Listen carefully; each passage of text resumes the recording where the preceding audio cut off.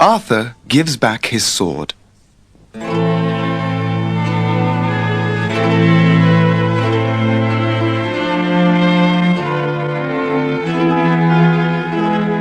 The days of the Knights of the Round Table are over now. The heroic days when brave knights rode out to do battle with giants and tyrants, and when Arthur wore his magic sword, Excalibur.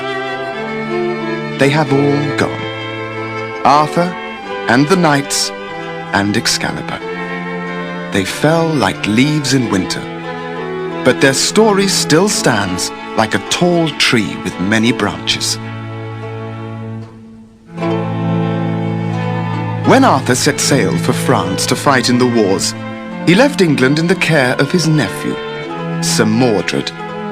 Poor, weak Mordred. He had never tasted such power. He tried on the crown of England, and he sat in Arthur's seat at the Round Table.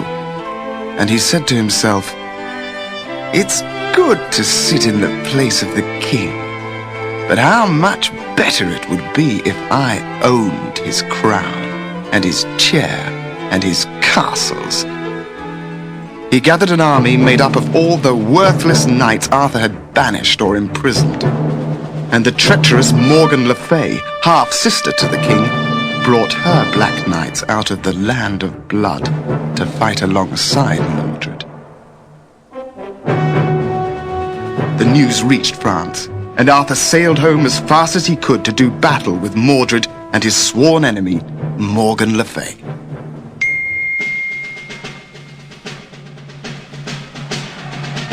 It was a terrible and terrifying battle. Good knights and bad took each other's lives with sword and lance, mace and axe. Every one of Mordred's men was killed.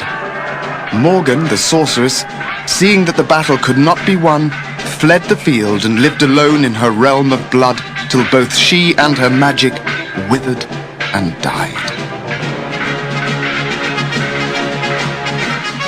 At last, no one on the battlefield was left alive but Sir Mordred, Arthur, and one young knight of the Round Table, the bold Sir Bedivere.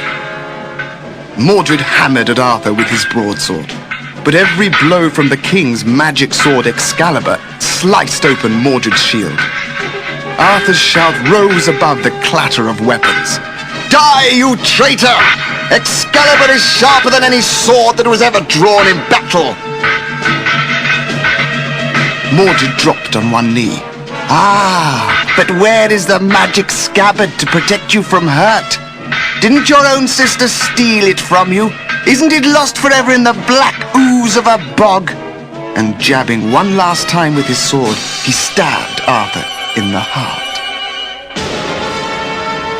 As he did so, he fell with his face to the ground and died.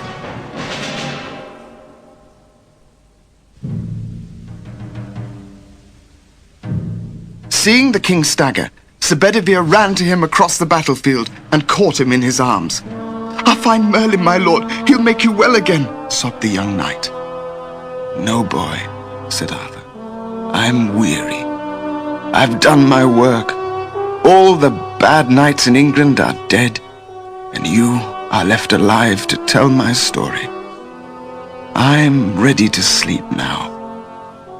But I do have one last command for you. Take me away from this terrible place." He pointed to a narrow path. It was getting dark. Bedivere gently carried the king along the path.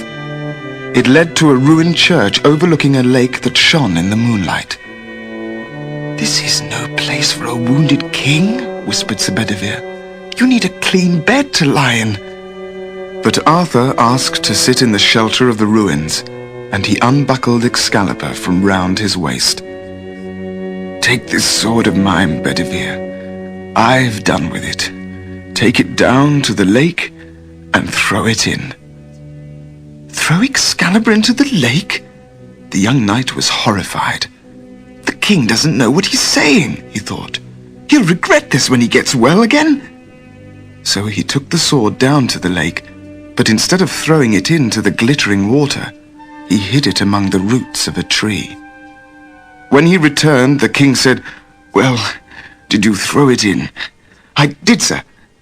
"And what happened?" "Happened, sir?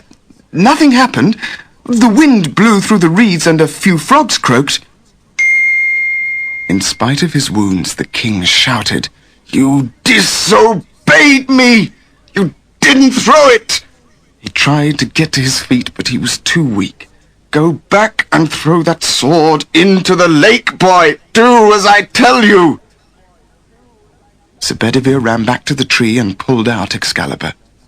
It was such a beautiful sword. The hilt was full of jewels, and the moonlight spun off them like sparks. He whirled the sword once round his head, but could not bring himself to let go. So he hid it under a bush and went back. "Well," asked the king eagerly, "what happened?" "I threw it in, sir. It made a great splash, and the nightingales stopped singing." "Liar! You traitor!" choked Arthur. "Have I only one night left, and he a liar who refuses to obey me? Must I go myself?" Sir Bedivere could not speak for bitter remorse. He ran back as fast as his legs would carry him, snatched up Excalibur, and hurled it far out into the lake. At the very moment its hilt touched the water, a woman's arm clothed in white silk reached up out of the lake and caught it. 3 times the hand brandished the sword, then it was drawn below the waves, and it was as if it had never been.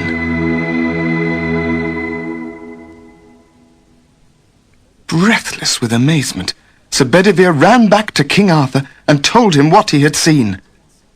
Arthur smiled and touched the boy's hair. "You have done well. Excalibur was not mine, you see. It was only lent to me by the Lady of the Lake. Now, carry me down to the shore." Bedivere lifted him one last time, but reaching the lake, found it no longer deserted. Moored among the reeds was a shallow barge draped at bow, masthead and stern with black cloth. 3 women, veiled and dressed in black, stood on the shore beckoning.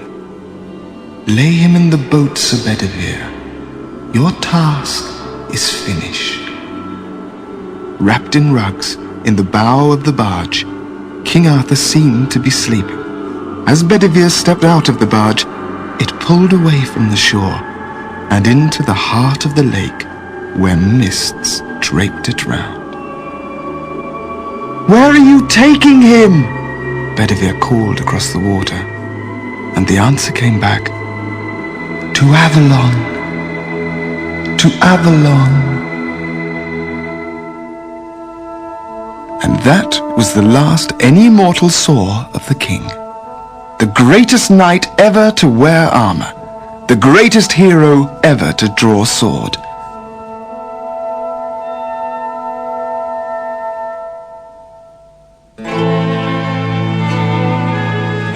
People say that Arthur is not dead, that the herbs of Avalon healed him, and he is sleeping, worn out after all his battles. They say that if the country is in danger and needs its best warriors, Arthur and his fallen knights may come back someday from the magic vale called Avalon.